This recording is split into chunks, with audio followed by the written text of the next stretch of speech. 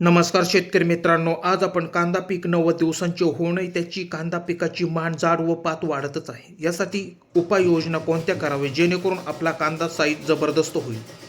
जर तुम्ही कांदा उत्पादक शेतकरी असाल तर हा व्हिडिओ खास तुमच्यासाठीच आहे. असेच शेतीविषयक नवनवीन व्हिडिओ बघण्यासाठी आमच्या शेतकरी मित्र चॅनलला जर सबस्क्राईब केलेले नसेल तर व्हिडिओ आवडल्यास सबस्क्राईब करून लाईक शेअर कमेंट्स करा. व्हिडिओ स्किप न करता बघा, आपल्याला पूर्ण माहिती मिळेल. तर चला जाणून घेऊया. बऱ्याचशा शेतकऱ्यांची कांदा पिकाची मान झाडच असते, तर कांदा पिकाची वाढ थांबतच नाही. तर यासाठी काय करता येईल, एक लक्षात घ्या. तुम्ही जर पाणी योग्य प्रमाणात दिलेले असून त्याचबरोबर खते औषधे यांचा वापर देखील भरपूर प्रमाणात दिलेला असेल, तेव्हा तुमच्या कांद्याची पात व मान झाडच राहते.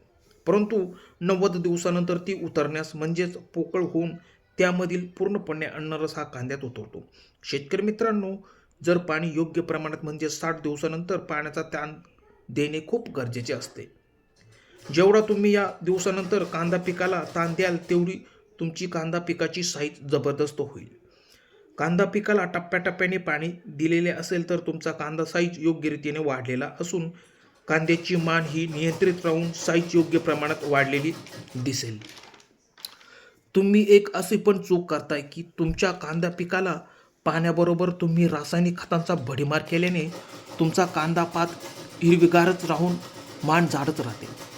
तेव्हा तुम्ही रासायनिक खते हे योग्य प्रमाणातच वापरावे. सर्वात महत्त्वाचे म्हणजे युरियाचा वापर करू नये, त्याने कांदा टिकवण क्षमता कमी होते.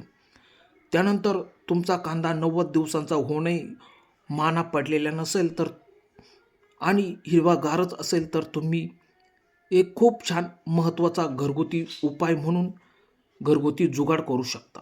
तुम्ही बघू शकता, या शेतकऱ्याने चक्क कांद्या पातीवरून तिपाड फिरवलेले आहे. सर्वत्र कांदा मान सपाट झालेले आहेत. तुम्ही बघू शकता, याने पण खूप फायदा होतो. झिरो बजेटमध्ये आपल्या कांद्या पिकाची साईज मोठी होते. साधारणपणे 1 एकरमध्ये हे जुगाड केलेले आहे. तुम्ही बघू शकता. यासाठी कोणी म्हणते की ही फवारणी करा, हे वापरा, ते वापरा, पण त्यापेक्षा भारी जुगाड आहे.